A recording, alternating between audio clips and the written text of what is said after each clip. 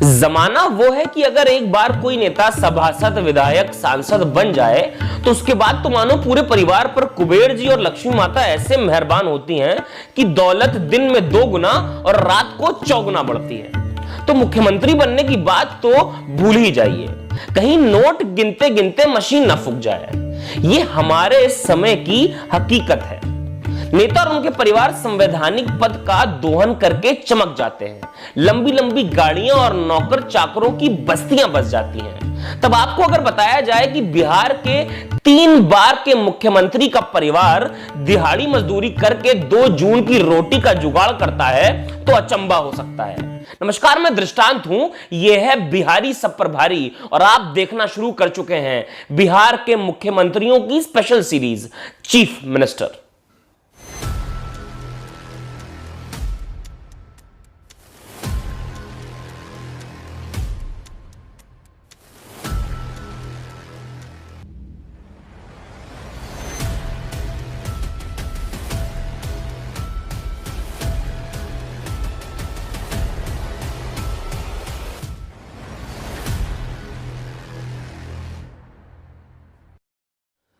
जून 1969, बिहार। गर्मी और लू का प्रकोप है। बरगद की छांव में एक नेताजी बैठे हैं दरी बिछाकर। सामने कुछ पुलिस वाले भी हैं, फाइल पकड़े हुए।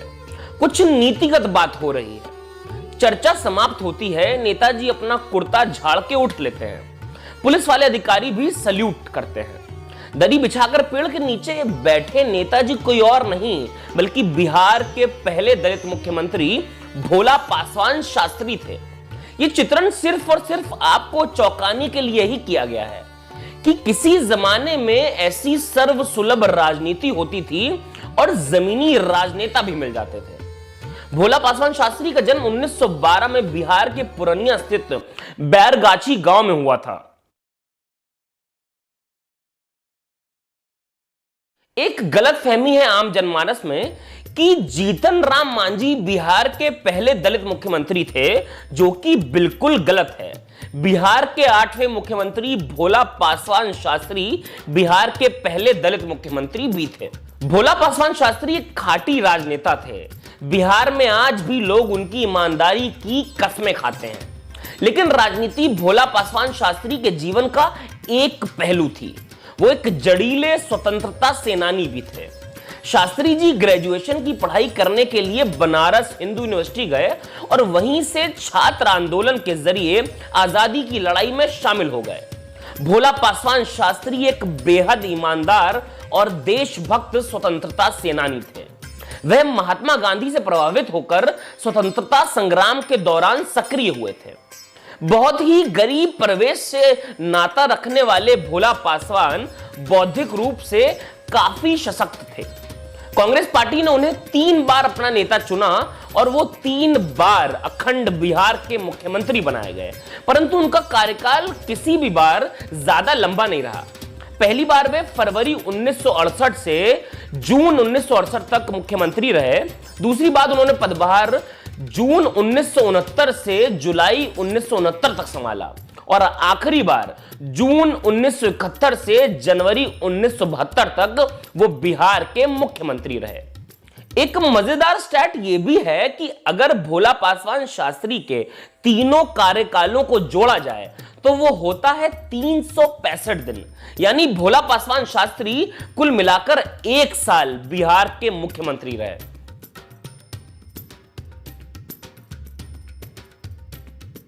भोला पासवान शास्त्री राजनीति के उस फकीर का नाम है जिसने जीवन में अपने लिए कुछ जोड़ा ही नहीं।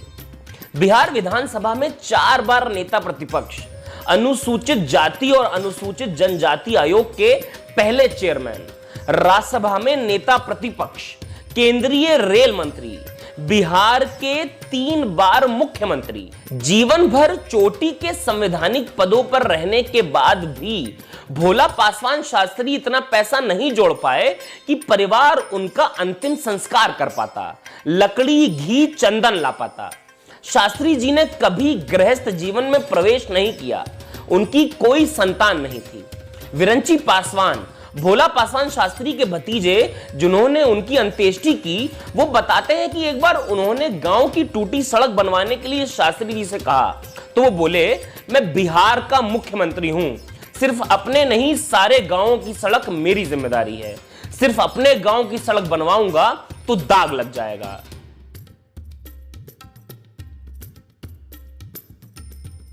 भोला पासवान शास्त्री के परिवार में 15 सदस्य हैं। किसी के पास भी एक बिस्वा जमीन तक नहीं है। जमीन छोड़ दीजिए, न घर में किसी के पास राशन कार्ड है, न गैस कनेक्शन। शायद मॉडर्न पॉलिटिक्स की नई रफ्तार में बिहार के राजनीति करने वाले इस फकीर को भूल गए हों, लेकिन नहीं, ऐसा नहीं है। नीतीश कुमार, जीतन राम मांझी, रामविलास पासवान घर तक आ चुके हैं। साल में एक आध बार जिलाधिकारी और इंजीनियर साहब भी घर का पता पा ही जाते हैं। पटना और दिल्ली से बड़े बड़े पत्रकार भी आते हैं, चूल्हा फूंकते फोटो खींचकर वापस निकल लेते हैं। केंद्र से लेकर बिहार सरकार तक किसी ने सालों से इतनी भी सुध नहीं ली कि बिहार के पहले दलित मुख्यमंत्री के घर में आटा, चावल, दाल है कि नहीं। बैरागाछी के लोगों से बात कीजिए तो उन्हें गर्व है कि कोई उनके बीच से निकलकर इस मुकाम तक पहुंचा, लेकिन ज्यादातर लोगों को इस बात का मलाल भी है कि उनके नाम पर राजनीति करने वाले लोग इस गांव को भूल चुके हैं।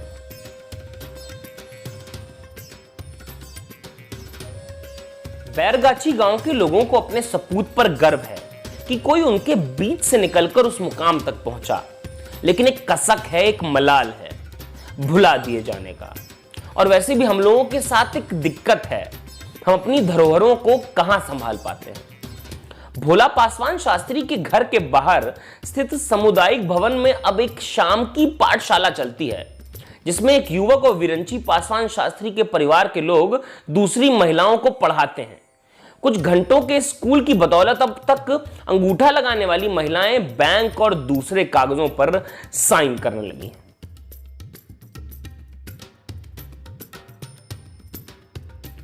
कैमरे के पीछे हैं शैलराज और समर्थ। अगले एपिसोड में ऐसी ही कोई शख्सियत आपके लिए लाएंगे जिसकी बिहार पर, बिहार की राजनीति पर अमिट छाप है। बिहार चुनाव से जुड़ा कवरेज देखने के लिए जिंदा डेमोक्रेसी और द डेमोक्रेसी टीवी से जुड़े रहें। धन्यवाद।